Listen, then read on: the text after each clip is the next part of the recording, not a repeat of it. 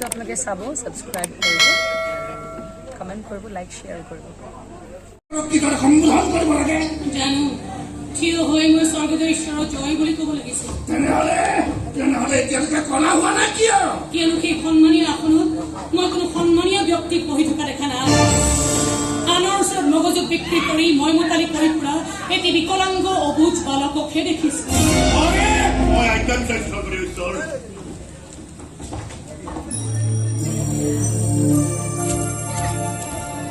তোমাৰ অকণো লাজ লগা নাই নে কোন যে তোমাৰ অকৰা স্বভাৱটোৰ কাৰণে আজি তুমি এনেদৰে লাজ সভাত থিয় দিবলগীয়া হৈছে? লাজ আপোনালোকৰহে লাগিব লাগিছিল।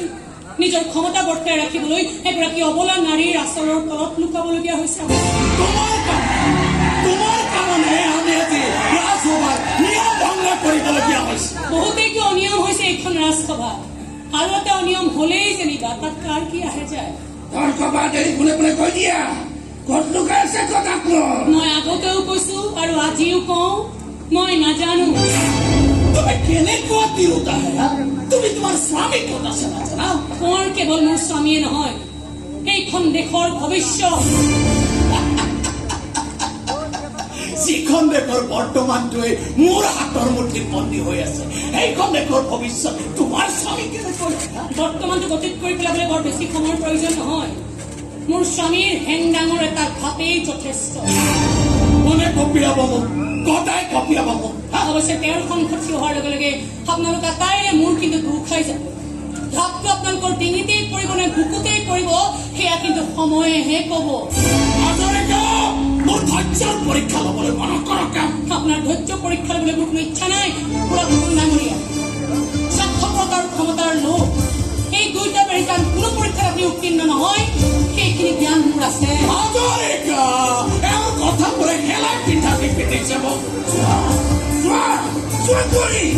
তুমি তোমাৰ স্বামীৰ ঠিকনা কৈ দিয়া, এতিয়াই এই মুহূৰ্ততে সেইখনো মূৰ্খ বুলি নাভাবিব মোক। এগৰাকী অসমীয়া নাৰীৰ সতীত্ব জোখাৰ জোখাৰে যে ৰাজকোষত ধন ৰূপৰ ভাণ্ডাৰ নাই, সেই খবৰ মই ৰাখিছো। তুমি কমকে পোৱা নাই চতুৰ নাৰী। এতিয়াই তোমাৰ স্বামীক বন্দী কৰি আনি তাক ভংগ কৰি পেলাব পাৰো। নোৱাৰে, আৰু নোৱাৰে কাৰণে এনেকৈ পানী নোহোৱা পুখুৰীৰ মাছৰ নিচিনাকে ধৰ ফৰাই মৰিছে।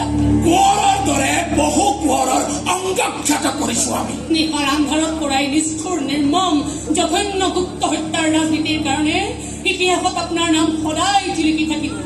কিন্তু কোনো আপোনাক পূজা নকৰে, ঘৃণাৰ থুইহে পেলাব।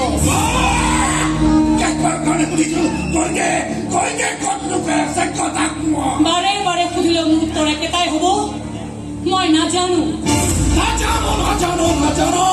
এই শব্দটো শুনি শুনি কাম চকি পাইছে মই। এতিয়া এইগৰাকী মহিলাক জেৰেঙা পথাৰলৈ নি বান্ধি কঠোৰ শাস্তি বিহাওক।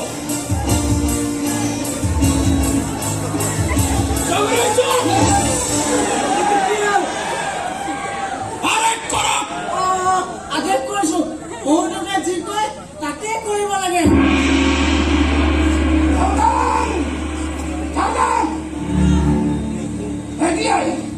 এই মুহূৰ্ততে আপুনি জেৰেঙা পথাৰত বান্ধি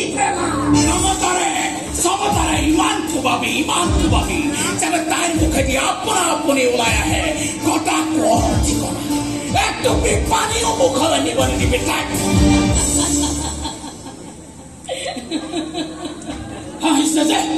হাঁহি উঠিছে আপোনালোকৰ অসহায় অৱস্থাটোক দেখি। ক্ষমতাত টিকি থাকিবলৈ শাসকসকলে যে কিমান অনিয়ম কৰিবলগীয়া নহয়, আৰু সেই অনিয়মবোৰকে নাম দিয়া হয় ন্যায়, আইন।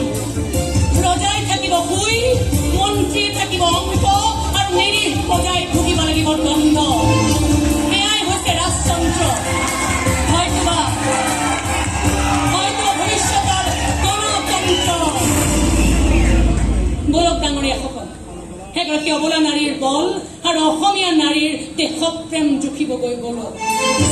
কেৱল যোৱাৰে নিজকে এবাৰ সুধি চাওক, কোব খাবলৈ মোৰ গাত যিমান বল আছে, কোবাবলৈ কিমান বল আপোনালোকৰ গাত আছে নে নাই? মোৰ দেখোন কিবা আপোনালোকৰ হাড়বোৰত পানী জমা হৈ থকা যেনহে লাগিছে আৰে!